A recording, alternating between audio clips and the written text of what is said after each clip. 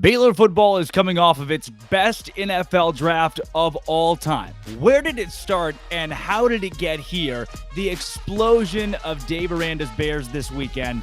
This is Locked On Baylor. You are Locked On Baylor, your daily podcast on the Baylor Bears, part of the Locked On Podcast Network, your team every day. Hey, what's going on, everybody? Drake Toll here from Sikkim 365, joined today by Scotty Swingler, the pigskin preacher from Please Bear With Me.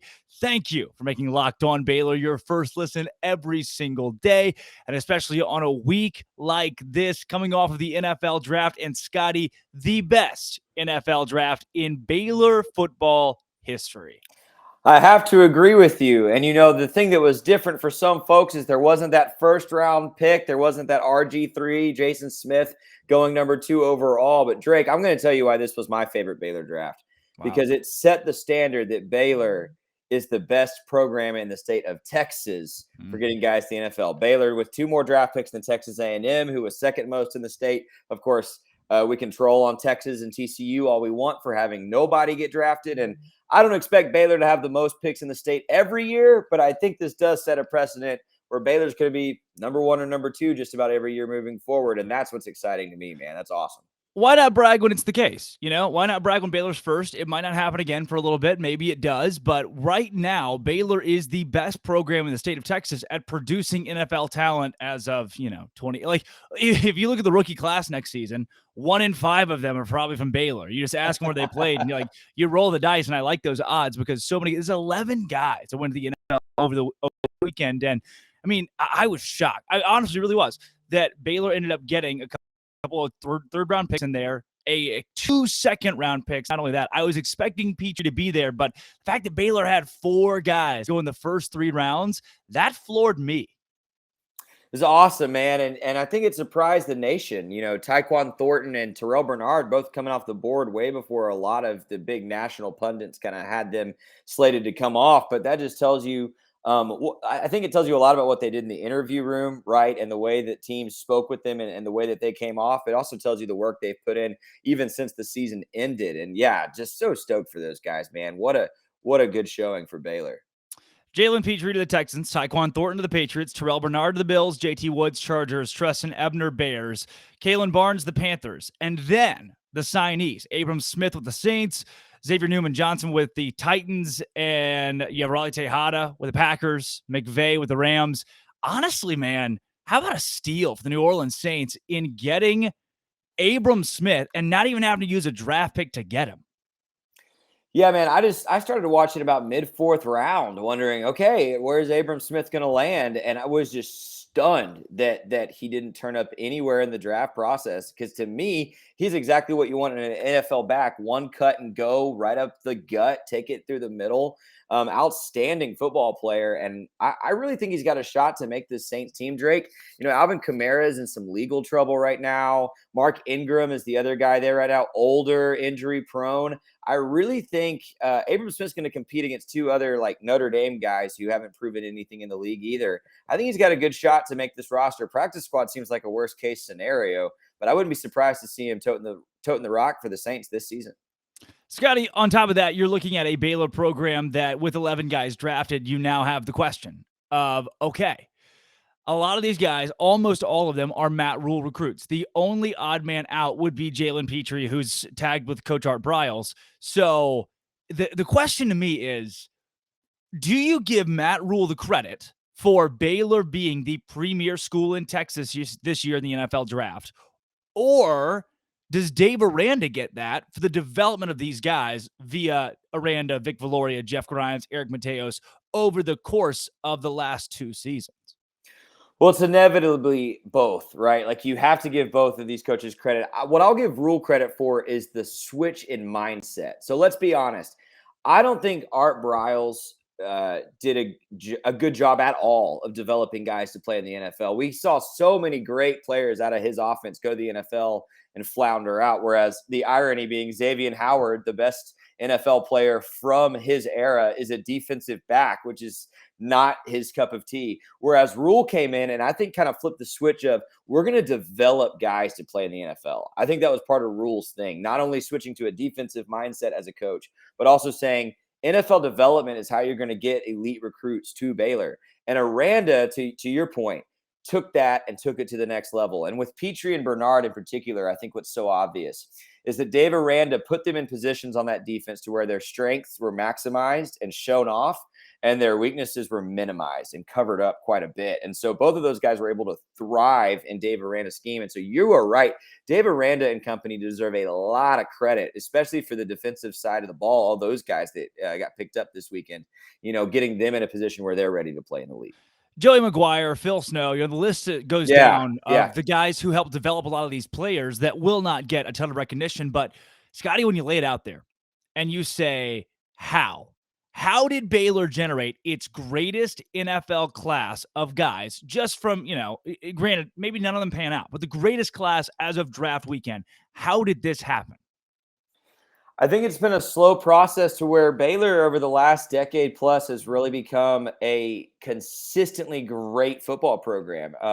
There are a lot of statistics that have been coming out over the last couple of months about just how Baylor, in terms of like 10-win seasons, in terms of New Year's Six appearances, Baylor's not in that Alabama, Clemson, Georgia category, but Baylor's in the next category. I mean, that Notre Dame category, take away the football, the playoff appearances, right?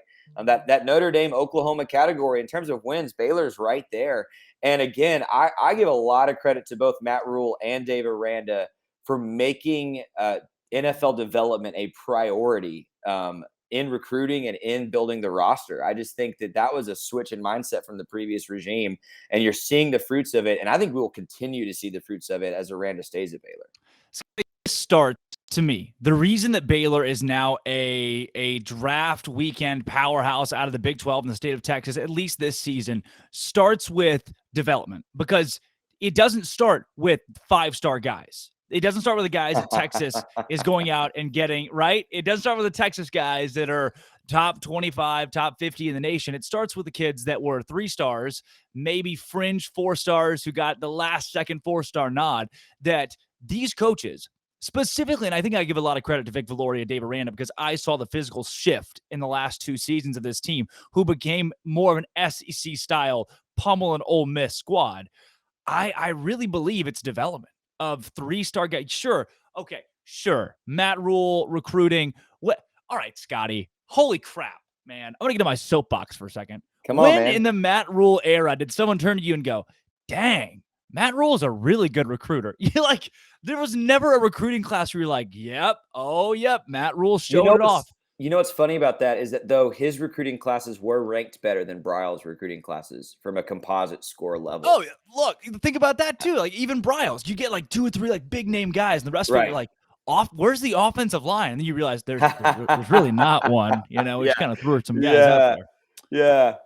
Well, hey, I mean, and you're spot on, Drake. And if you think of, to me, it's not even on the defensive side of the ball, because I think Rhule was going to put guys in the NFL on the defensive side of the ball. Kalen Barnes was a wide receiver prospect coming into Baylor, and Matt Rhule is going to make him an NFL corner. I mean, I believe that. However, I think where you're going to see what Aranda has done with this group is next season, when those offensive and defensive linemen have a chance to go to the NFL. When Baylor has 2 or 3 offensive linemen drafted next year, that was not fathomable.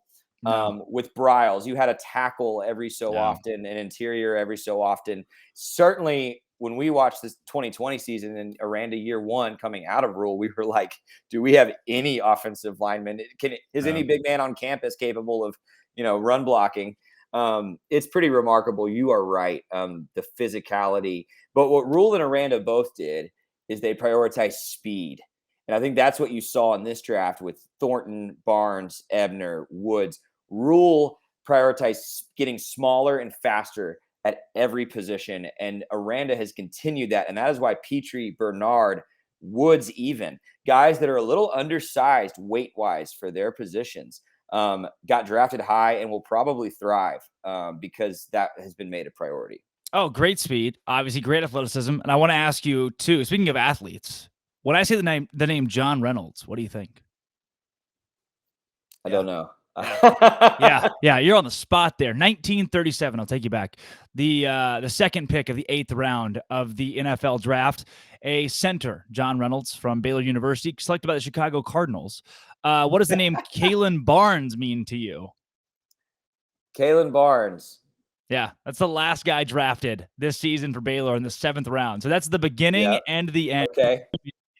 History. There's your starting point and your end point to this point. Also, I was puzzled because I thought, like, people kept mentioning, like, this is the first time 6 players Baylor football have been drafted since ever, first time ever. And I was like, that can't be right. 2016 had a ton of guys. I go back, and wouldn't you know it, Rico Gathers. There he is. 6 players from Baylor University were drafted, one of which had never played a down for Baylor football. He was Rico Gathers, who is a basketball player that was good enough to be drafted. When's the last time you saw him play a snap in NFL football? It's been a few years. Yeah, it's been a little bit, huh? Yeah, no kidding. But, Scotty, Baylor's turned itself, at least for the weekend, into an NFL draft, NFL prospect powerhouse. For that, I'm excited. And I'm also excited to talk about Gerry Bohanon, his next landing spot, Blake Shapen, the future of Baylor football with Shapen at quarterback. But doubly excited before that to tell everyone at home about Built Bar. Scotty's not going anywhere. He's just going to take a quick nap. He's had a long day while I tell you about Built Bar. Now, summer is coming, right? And for the summer, you got to get the summer bod going on. Like I'm already trying to work down, chisel down. I'm going to Cape Cod this summer. You got to look nice when you sit on the beach and all that stuff. But you don't have to, like, sacrifice delicious food to build your summer bod. Instead, you can eat Built Bars. Now, Built Bars, it's like a candy bar, 100% real chocolate. Built Bar, you can eat healthy and actually enjoy doing it because it's 100% real chocolate. 140 calories compared to 250 for your average candy bar. 130 calories for most of them, even on Built Bar. 4 grams of sugar, 4 net carbs, 17 grams of protein. Told you, candy bars got 30 grams of sugar.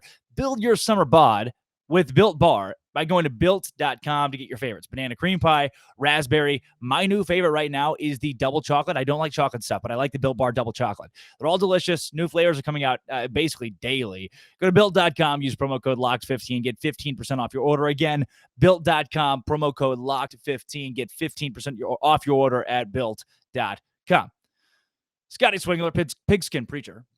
Scotty, some obviously big news in the Baylor realm in the last week as Gerry Bohanon has been effectively filtered out of the program and Blake Shapen named the starting quarterback. One of the things I really want to get into is basically the scope of Gerry's career and what's next. I mean, where is the ideal landing spot for Gerry Bohanon? And there's a lot to unpack here.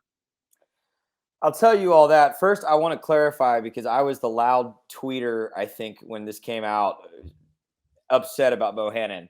In life, Drake, you can hold two things that may seem very opposite and contradictory, but really they're not. So I've got an example here for our watchers on YouTube. If you're listening on Apple Podcast, if you're on Apple Podcast or Spotify, what are you doing? Go watch on YouTube. So this is a Holy Bible.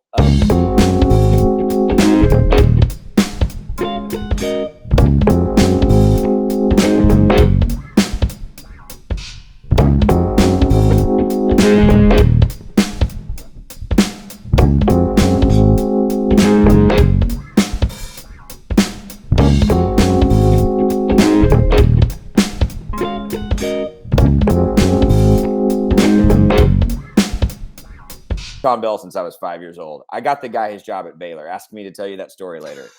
Matt Rhule has confirmed it. Love Coach Bell.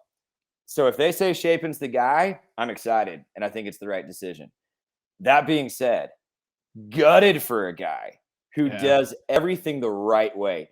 Bet on himself last offseason when everybody was obsessed with another quarterback that transferred out of here. Won that job. And by the way, Drake, we won the Big 12. Yeah. I mean, what more can you do as a starting quarterback? And I understand he was hurt for the last little bit, but like he carried us there, man. I mean, so that just breaks my heart for him. As for where he may go, He was at Missouri, I believe, today. Yes, he was. So, and Missouri was a guy that was trying to go get JT Daniels, who of course went to West Virginia, which is going to be interesting this next season. So I think Missouri is definitely a possibility. Being fairly close to Arkansas, that makes sense, right? I know Oregon is in the market for a quarterback. Don't know that he would want to go that far. I think both would be interesting. It would not surprise me if he lands in the SEC. I think everything about his character so far has indicated, you say I can't, I'm going to go show you I can. Right. And if you want to prove you're an NFL quarterback and tell Baylor to, screw off, go put up some absurd numbers against the SEC. I think that's part of how you do it. Drake, what scares me, and this is a fringe theory, I think the possibility of this actually happening is very low. But when all of this went down, I got really nervous about one team, and that's Iowa State. Yeah.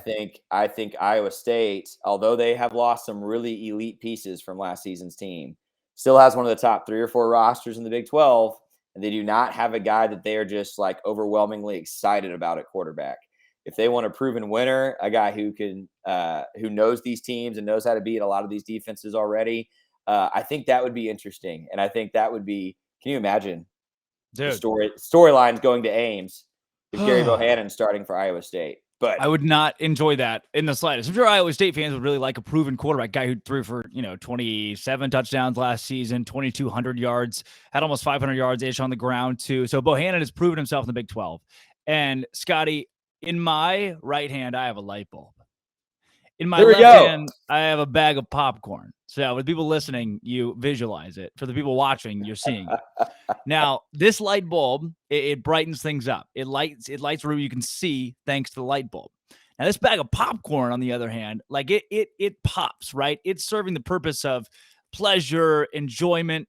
And so me making a comparison, a metaphor that brings these two things together would be as challenging as it would be for me to guess where Gerry Bohanon is going to go next season. I just kind of a shot in the dark is where we're going with this, because like, what do you do with a guy like this? What do you do with a guy that he's not Quinn Ewers? He wasn't a 5-star out of high school. He doesn't have all this. He doesn't have the JT Daniels hype around him. He didn't play for Georgia. He doesn't have this Dylan Gabriel. What is that? Like, he threw for like 30 touchdowns one season. Gerry doesn't have that. So Missouri. Okay. But he is, I agree. He's not your 5-star guy, but he's the next level down. He was between a 3 and a 4-star, depending on where you looked. And he was a Manning Passing Academy Elite 11 guy. Yeah. So people forget, coming out of high school, it wasn't like this is a project quarterback. It was like, this is one of the 10 or 15 best quarterbacks in the country. Nick Saban wanted him to play linebacker, but he wanted Robert Griffin to play safety. So what does Nick Saban know, right? Nothing. Basically. Basically, what does that guy know?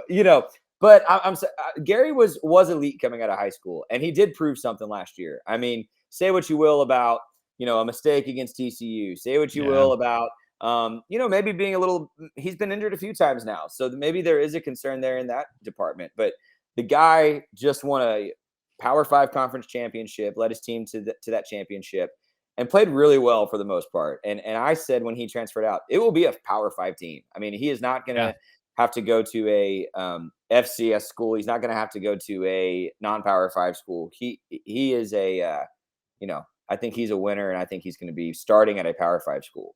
Well, I'll give you my big 3, Scotty, for the folks at home that are wondering where Gerry Bohanon will land. I think number one, the biggest and best option for Bohanon would be Missouri. I think that is the best place where he can go plug and play year one. It sounds like Drinkwitz really likes him. Drinkwitz has a lot of ties to the state of Arkansas. And so old Arkansas high school football coach, you're getting a really good mixture of close to home while also being at a Power 5 program playing the SEC. The prospect of being a starting quarterback in the SEC. I don't think Drinkwitz has much time left at Missouri. So I don't, the guy doesn't have too much to lose. It seems like at this point, it's tough to win in Como. So I think Gerry would be a fine fit there. How successful could he be? I don't think he could be that successful. What Missouri is not really coddling their quarterbacks to turn them into next level pro guys. Arkansas State is number 2. And it's not the best, flashy landing spot, but he's with Butch Jones, who I don't like, but is a head coach from, Tennessee.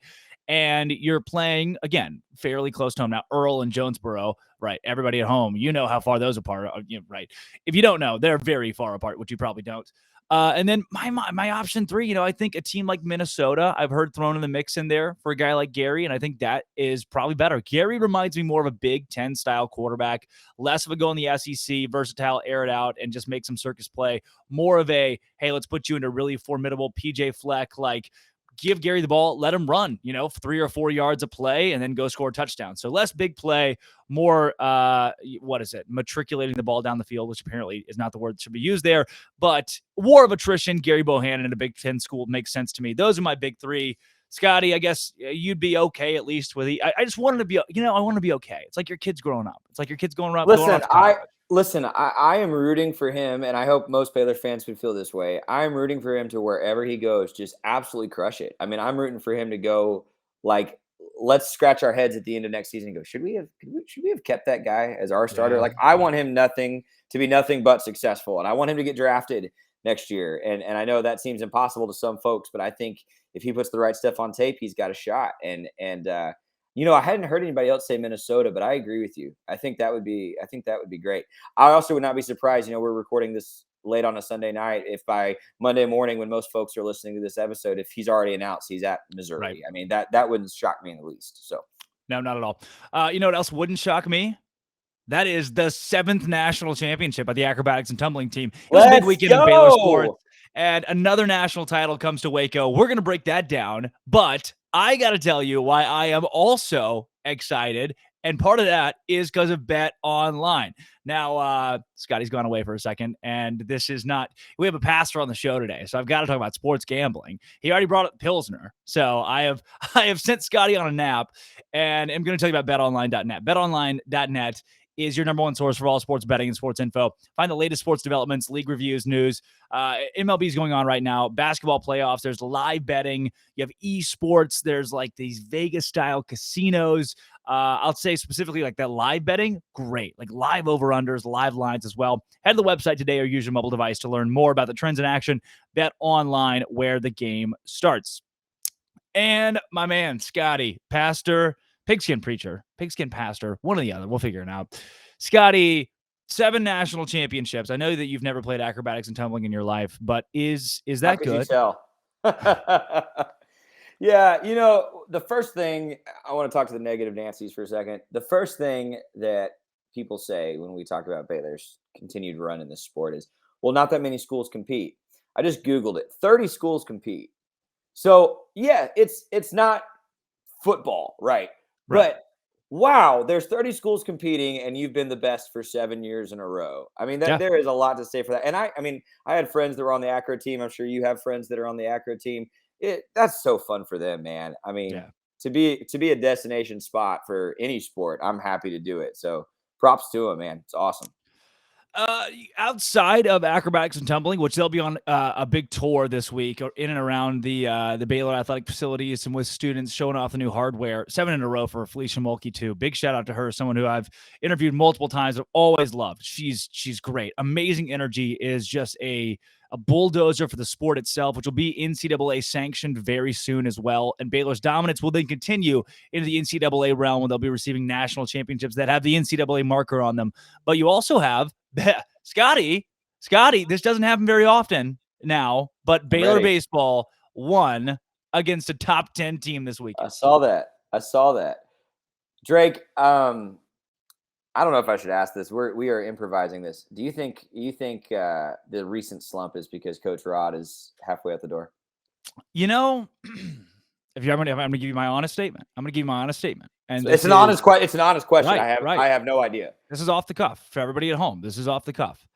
I think, in the nicest way that I can put this, was a point in the season, specifically, looking at after going to West Virginia, it looked like going to West Virginia on the road, where it was getting the seat was warm.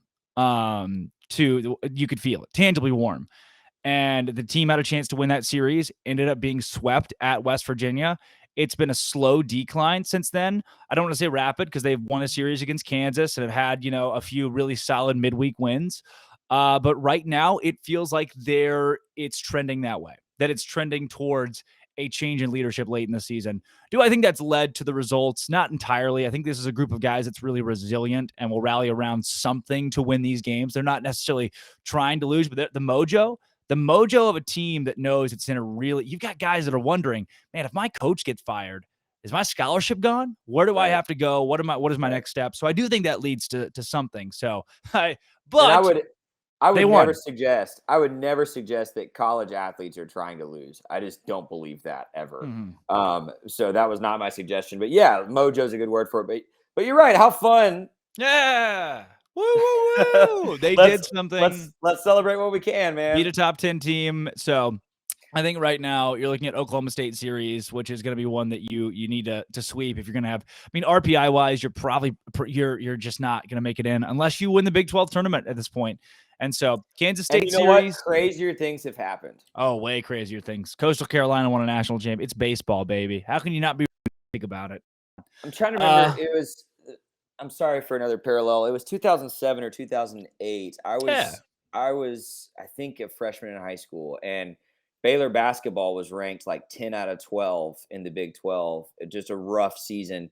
And I went up to the Big 12 tournament, and Baylor got to the championship game. Yep. And nearly pulled off an upset of Missouri at that time to make the NCAA tournament, although I think their record might have been below 500 that season. So crazier things have happened, Baylor baseball fans. It can be done. Would have been the first NCAA tournament appearance that I can think of since 80 for Baylor basketball. There may have been one in 93. Would have been the second since 93, maybe. I don't know. I unironically believe Baylor's one of the top athletic departments in the nation right now. And I don't think if you're just looking by the numbers, it's indisputable. You don't have the most sports because it's a smaller school. Yes, you don't have that elusive football playoff appearance yet, which I know would do a lot for Baylor's image. But there's a reason Mac Rhodes got a huge extension, and there's a reason he got the huge extension right before the Big 12 commissioner stepped out of his role. It's because Baylor is on the up, man, and we got to keep it going. So good stuff. I like it. Well, Scott, today, good jazz from the NFL, which just is Baylor. Baylor is the NFL now. Gerry Bohanon, I hope he goes to Missouri or, Minnesota, maybe off chance Iowa State. Acrobatics and tumbling, another national championship. Tennis is coming. You have baseball winning a game against Texas Tech. And tomorrow's show, Mike Neighbors, the head coach of the University of Arkansas women's basketball team, joins the show because Dre Edwards is coming to town to Baylor. There are actually a couple of SEC transfers that are coming to Baylor to play college basketball next season for Nikki Collin. And who knows him better than the guy that's been scouting them, right? Let's close on that note, man. I am so excited about what we're seeing so far this offseason from the women's basketball program and Coach Nikki. They are putting together a great team to come back next year and compete. I'm excited.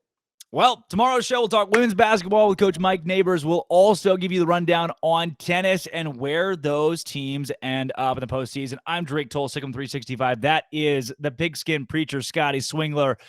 Scotty, if people want to find your jazz, where do they find your jazz? They want to hear you play. Yeah, please follow me at Pastor_Scotty on Twitter, and make sure to follow Please Bear With Me on Twitter. That's my football podcast that will not return until football season. But when we get to August, you're going to want to follow along. So thanks for having me again, man. This is fun.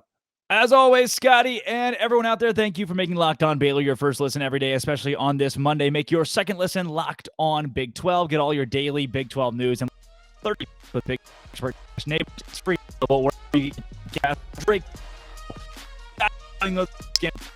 This has been Locked On Baylor.